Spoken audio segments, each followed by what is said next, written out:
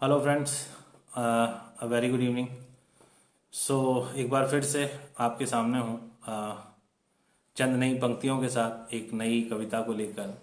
तो इस बार की मेरी जो कविता है दोस्तों, उसकी पंक्तियाँ कुछ इस तरह से हैं कि तू क्यों अपनी नाकामयाबी से हताश होकर बैठा है। तू क्यों अपनी नाकामयाबी से हताश होकर बैठा है।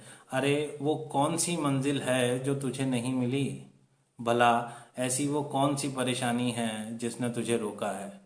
तू क्यों अपनी नाकामयाबी से हताश होकर बैठा है। ये कामयाबी और नाकामयाबी, ये कामयाबी और नाकामयाबी केवल कृत्य के ही तो दो अलग अलग परिणाम हैं। जिंदगी भला इनसे कब से रुकने लगी मेरे दोस्त। जिंदगी के अपने बहुत अलग आयाम हैं। तो क्यों अपनी नाकामयाबी से हताश होकर बैठा है। यूं हताश होकर बैठ जाने से भी भला, यूं हताश होकर बैठ जाने से भी भला किसी के नसीब में कुछ आया है। ये जीवन तो कर्म भूमि है मेरे दोस्त। यहाँ तो जिसे भी जो भी मिला वो उसने अपने निरंतर प्रयासों से पाया है। तू क्यों अपनी नाकामयाबी से हताश होकर बैठा है। चल अब उठ, बहुत हुआ। चल अब उठ, बहुत हुआ।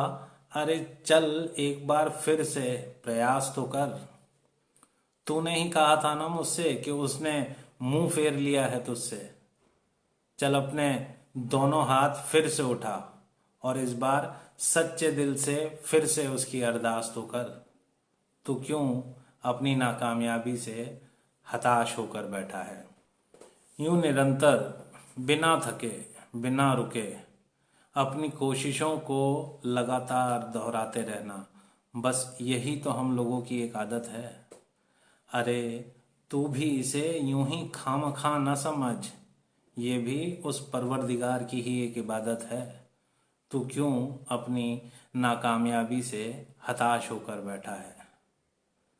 कुछ नाकामयाबियों के चलते, कुछ नाकामयाबियों के चलते भला कोई खुद से ही मुंह मोड़ लेता है।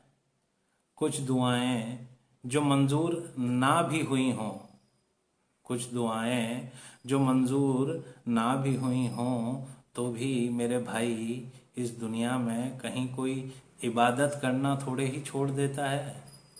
तू क्यों अपनी नाकामयाबी से हताश होकर बैठा है।